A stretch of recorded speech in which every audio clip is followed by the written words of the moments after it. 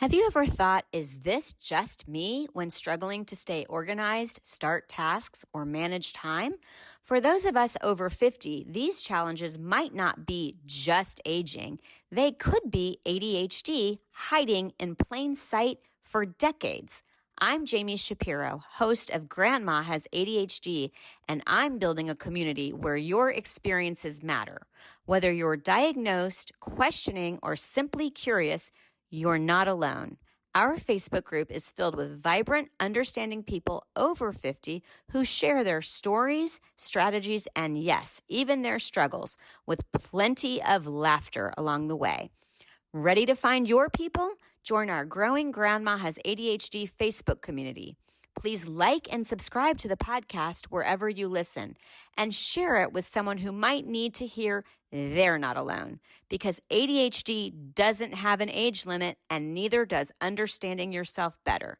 Together, we're changing the conversation about ADHD after 50. Come be part of the story.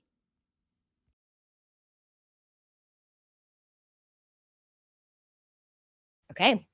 Hello, and welcome to the Grandma Has ADHD podcast. I am excited to be joined from across the continent in Brisbane, Australia, by Monica Hassall. And she is an ADHD and executive functioning coach in Brisbane, Australia.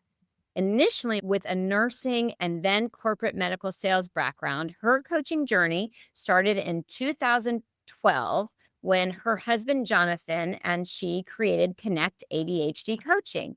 She has presented at the International Conference for ADHD in 2018, 2019, 2020, 2021, and at the Australian ADHD Conference in 2019 and 2022. Wow, that's quite a lot.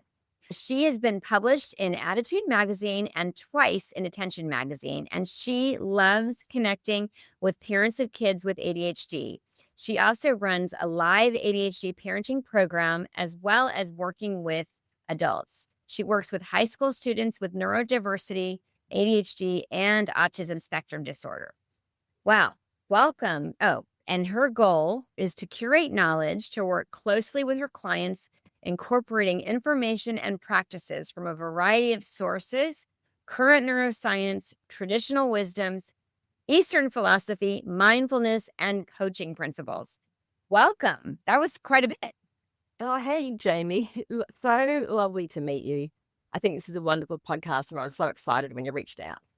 Oh, I'm so glad. Yeah. So I reached out to a lot of the other presenters who did TED Talks and are involved in the ADHD space. And so Monica, I remembered, sent me a lovely email. And one of the things that you shared with me was that I had commented in one of my podcasts that I preferred the surrender experiment to the Untethered Soul by Michael Singer, and how she just felt we had so much in common. And as you guys who listen to this podcast know, I don't do a lot of pre-interviewing. I like to have really spontaneous conversation that are exciting for you and exciting for me, because if I were to rehearse it, then I just get nervous and I don't want that. So hello.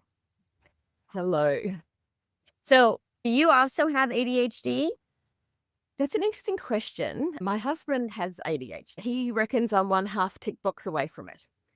But as many women with ADHD may not fit in line with the criteria or, the assessment process.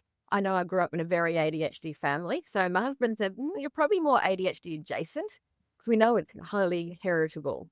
I certainly don't tick all the criteria, but if you saw my office, you'd think she's got ADHD, but my husband has ADHD and his office is meticulous. Yeah, I actually would say that I don't fit all the criteria either. And one of the things that I always say is you meet one person with ADHD, you meet one person with ADHD. And, that's why so many people think, oh, I can't have it because I can sit still. Well, that may mean that you're not hyperactive, but, how is your brain when you're sitting down trying to read that book that you're not interested in, right? So when you say you have a family with ADHD, can you tell me a little bit about that? Well, it's interesting. I grew up in a really big family, one of 6 kids, and a super loving family. And looking back at my dad, unfortunately, my mum and dad have both passed away.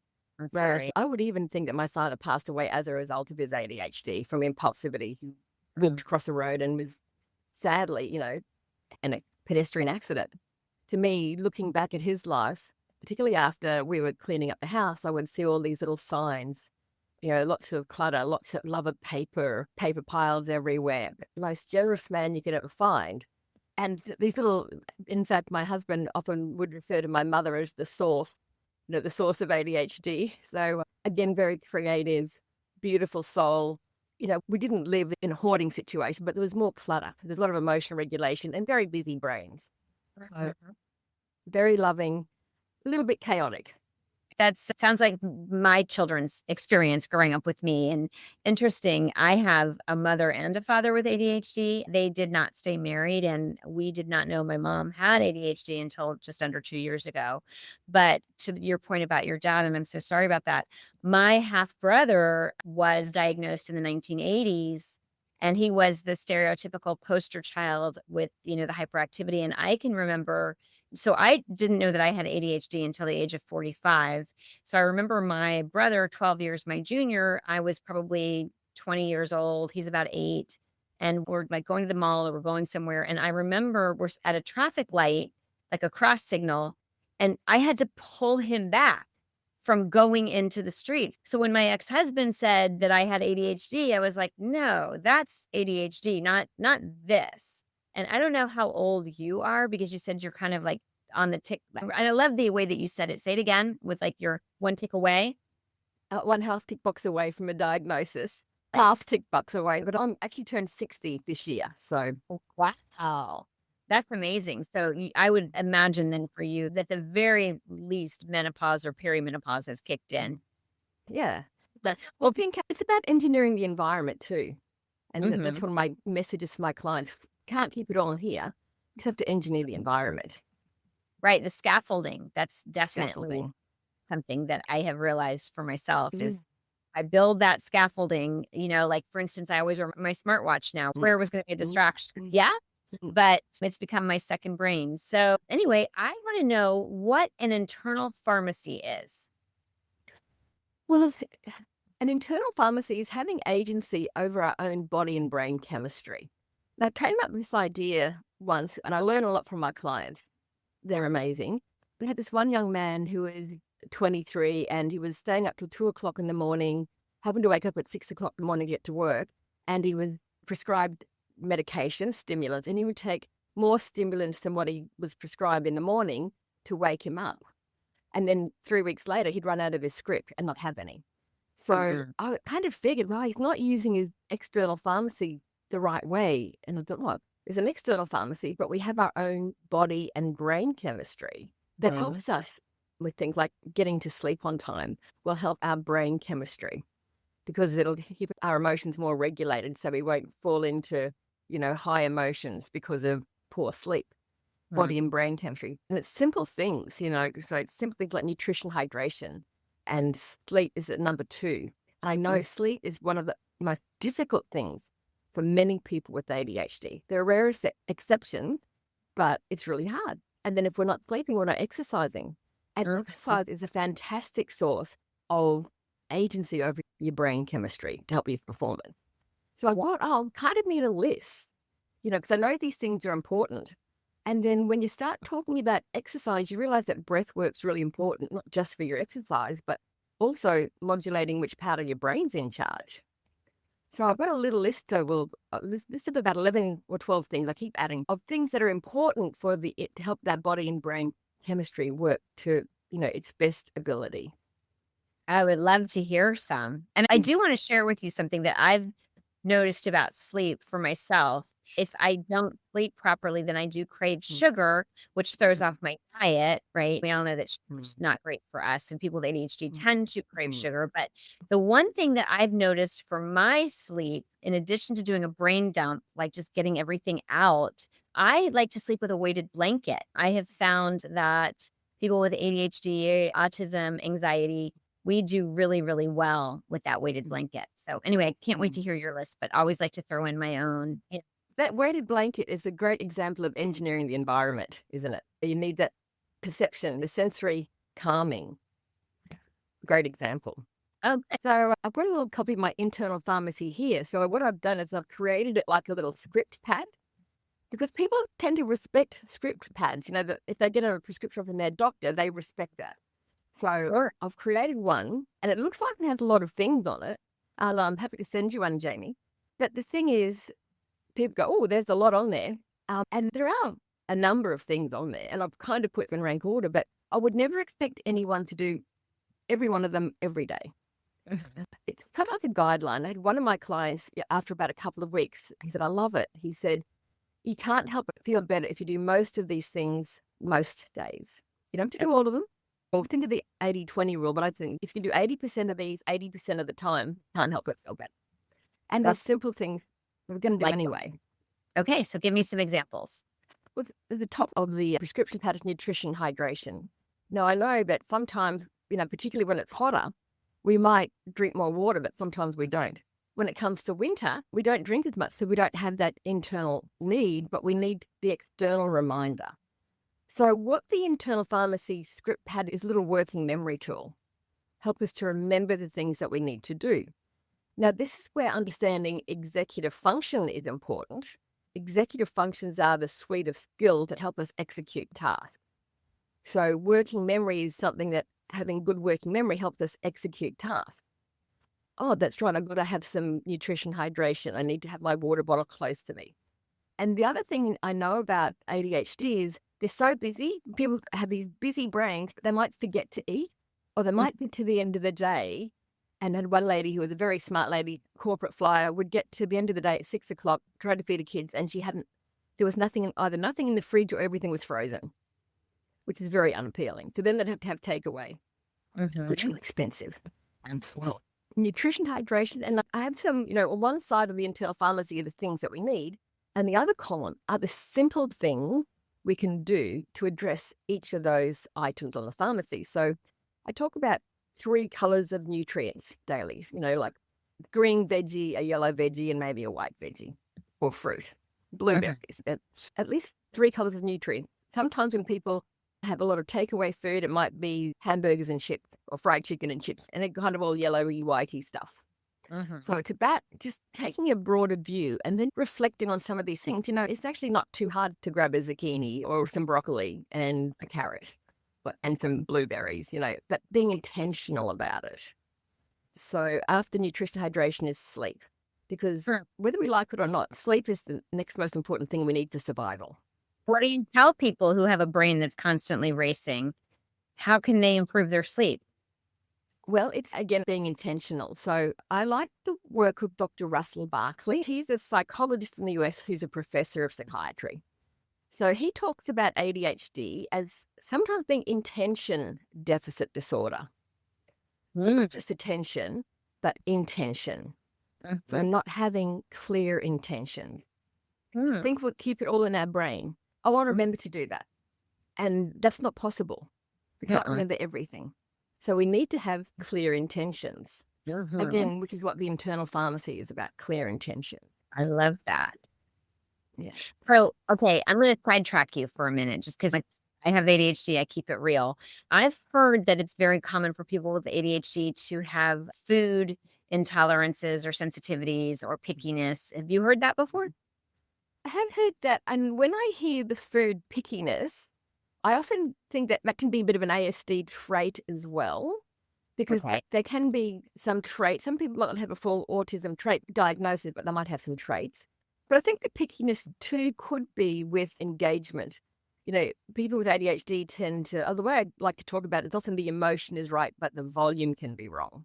So they might be really engaged or driven by some foods more so.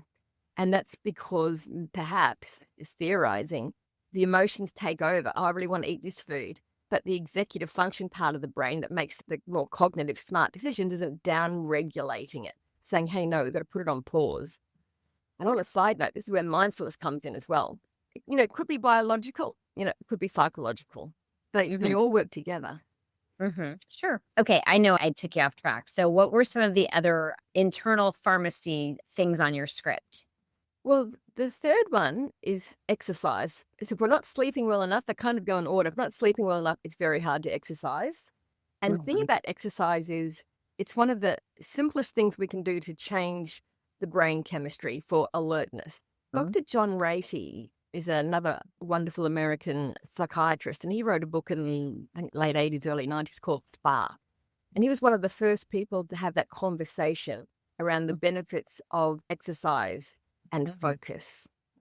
What I love about exercise, if we can do that preferably in the morning, it can structure our day. It can be the starting block, for brain chemistry.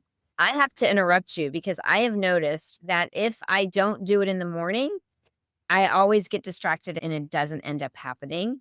And also, I know if you're familiar with David Gork, he started the ADD Coach Academy, and he is, he's up there, but he will not work as a coach with someone unless they're following an exercise regime. So that is how strongly he advocates. I think sometimes calling it exercise, especially for people with ADHD, is too hard of a word. And so it's just like parking a little further, moving your body and not being so regimented about it, but thinking, what can I do to be moving?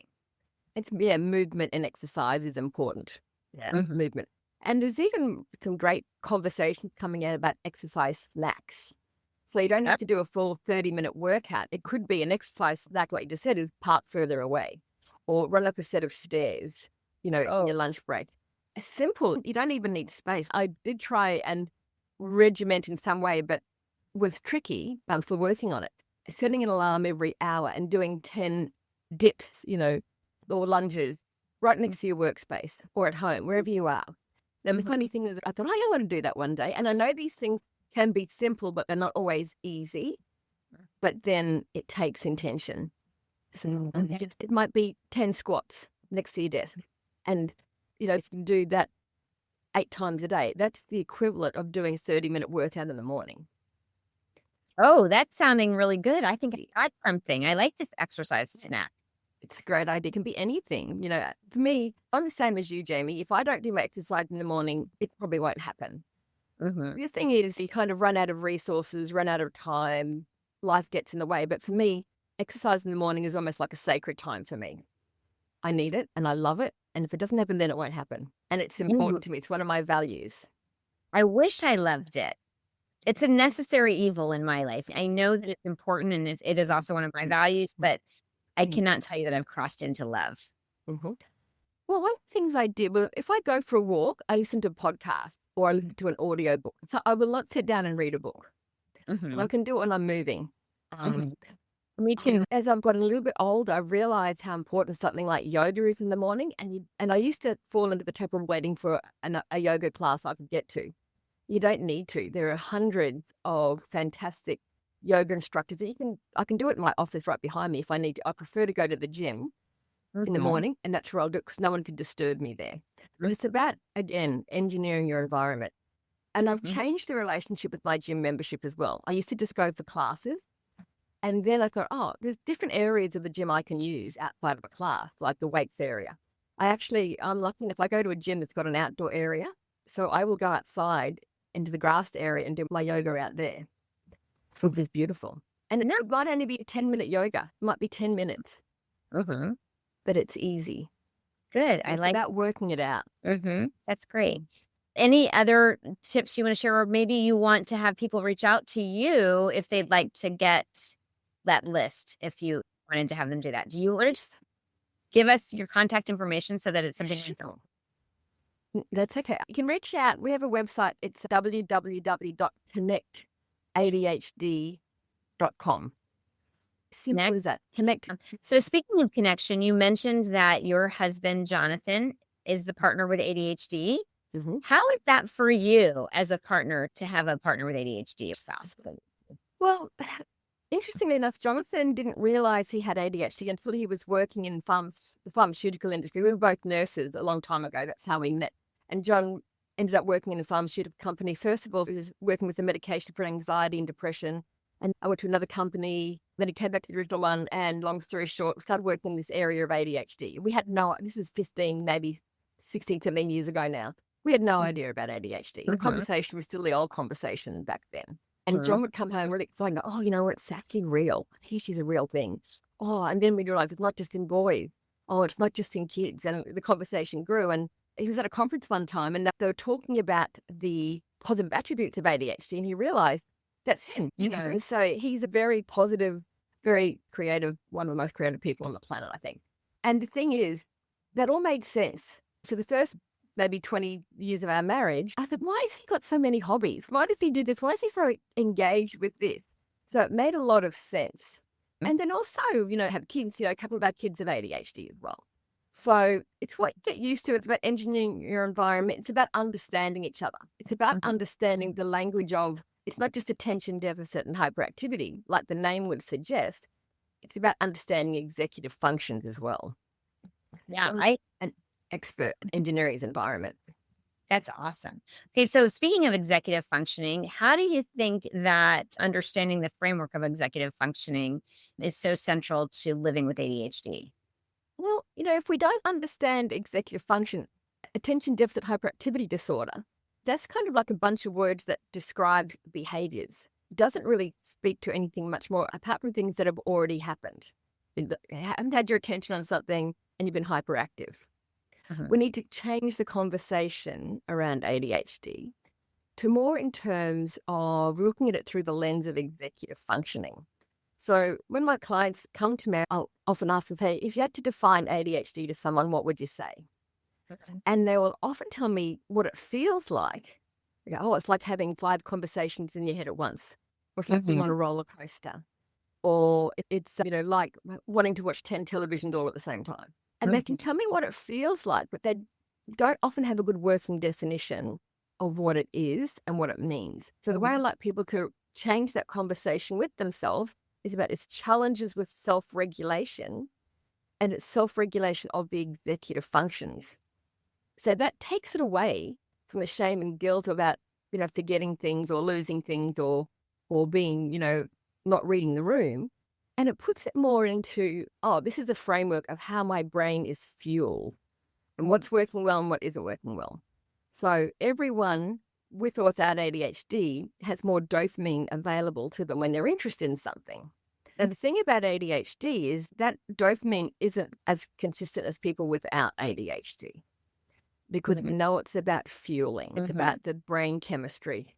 And that's where we need to focus our attention. What's going to get the brain chemistry to do the work so the executive functions, which is the front part of our brain, gets to do its job. So it's that if we can get that part of the brain fueled, which is what the internal pharmacy is all about, then it can do its job properly and you can have the structure to know where you need to put, things in place. As I keep saying, engineering the environment, having the watch, having a speaking clock, having a calendar. Yeah, I want to take a pause and talk a little bit more about engineering the environment. So, just if you are listening to this podcast and you are enjoying it, which I hope you are, please like and share and comment. And we are going to come right back with Monica Hassall.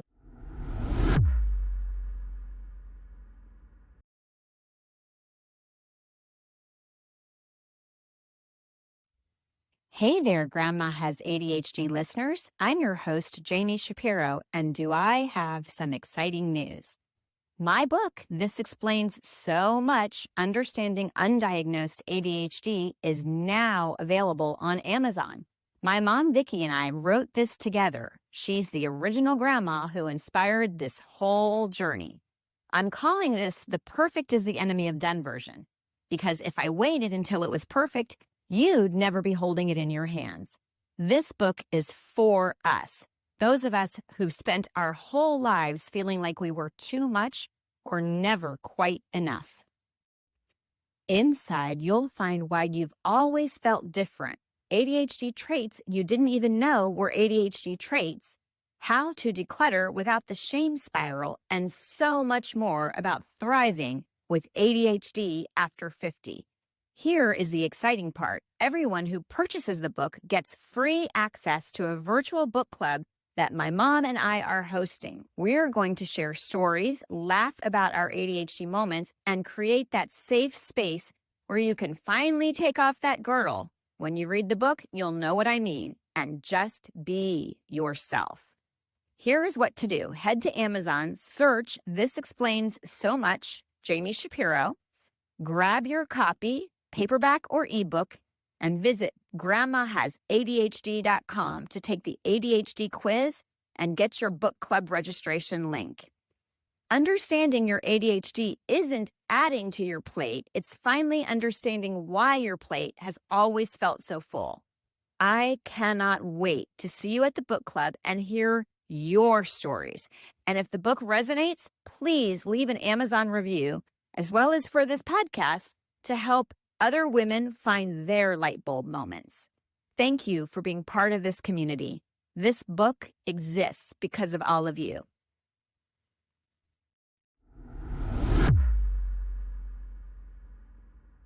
Ever wondered why helping a loved one declutter feels like speaking different languages? I did, especially with my mom. It wasn't until I founded Silver Linings Transitions, helping San Diego seniors organize and move for over a decade, that I discovered why. We all experience clutter differently, and for those of us with ADHD, it's a whole other world. If you are listening in the San Diego area and feeling stuck with moving, paperwork, photos, or home organization, our team at Silver Linings Transitions gets it. We understand ADHD's unique challenges, and we won't just help you get organized. We'll create sustainable systems that finally stick. Schedule a consultation with our team today at 760-522-1624. That's 760-522-1624, or find us at silverliningstransitions.com. So we are back with Monica Hassall of Connect ADHD in Brisbane, Australia. And I asked a little bit more about creating the environment. I don't remember the words that you used, but to support yourself with that internal pharmacy when you have ADHD. And especially, and I think we should define executive functioning, just because a lot of our listeners, this may be the first time they're hearing this podcast, and we throw these terms around, but they're not new to us as ADHD coaches. So why don't you describe executive function and executive functioning to the audience? I'm very happy to. As I said, John and I are both nurses. We knew nothing about executive function 20, 30, 40 years ago when we started nursing. Executive function, first it's good to understand the brain. Our brain is pretty complex, and different areas of the brain have different jobs. So one area of the brain might be for listening. One different area of the brain might help us with understanding language or seeing colors. But the front part of our brain, right behind where our eyes are, that's the part of the brain that's called the prefrontal cortex. So at the front, and that's the area of the brain that manages a suite of skills. That's where the skills take place. So executive function, they're a bunch of skills, and they generally all work together that help us plan, organize, prioritize, manage time, help us manage our emotion, help us manage our attention. That's the job of the front part of our brain. So it's a more advanced part of the brain. It gets wired when we learn things through experience. So it's simplest understanding suite of skills that help us execute tasks. That's why they're called executive function. And once we know that, we can do something about them. Right. So that's like time management or emotional regulate. I'm just trying to, it's funny. I wrote a book. I mentioned all of them, and then I'm blank when I have to go into, but organizing is a really big challenge for those of us. It's just done, Jami. It took me years to sort of understand it. What I've done is I've created cards for my clients so they can understand it better. So what I'm showing Jami is a little card I put together with 7 executive functions on there. Creating these cards is a way that I help my clients engineer their environment.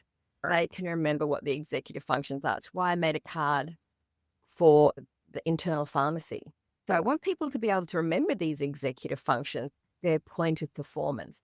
Here's another thing that goes with engineering the environment. ADHD is always about the point of performance. What's happening right now? What am I remembering? What am I forgetting? Where are my emotions? Where is my attention? Is it the right time? What little naughty habit have I got into that I need to not be doing so I can do the thing I'm meant to be doing, or I'd like to be doing, or I need to be doing? So that's why engineering the environment is important, because that ADHD is about that point of performance. You had shared that understanding our values is a motivator for self-care. Can you explain that a little bit? I love the notion of people being more aware of their values. So we need to actually, if you haven't already done a values exercise, I would highly recommend you stop and do one. Mm. So a values, I've got a simple one that I send to my clients, and I've got an orange piece of paper with like 110 words on it. What I want Mhm. them to do is circle everything that means something to them, narrow it down to the top 10, and then narrow it down to the top 3 or 4 so you know what your values are.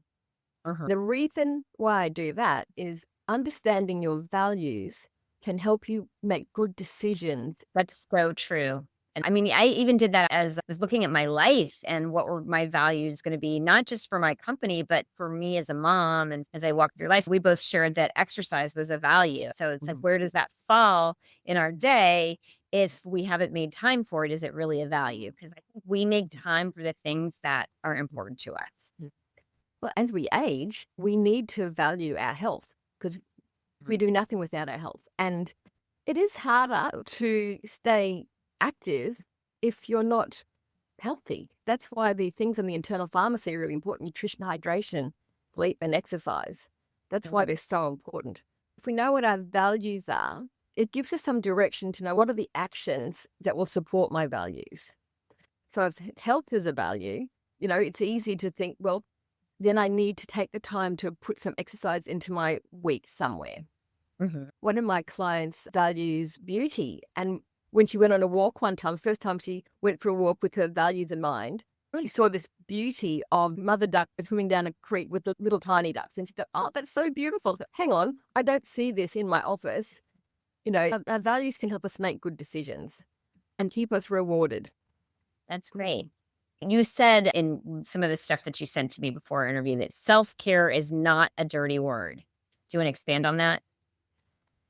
Yeah, it's one of those things that we can start our day in autopilot and then just go, go, go, and then get to bed whatever time at night and then just do it all again.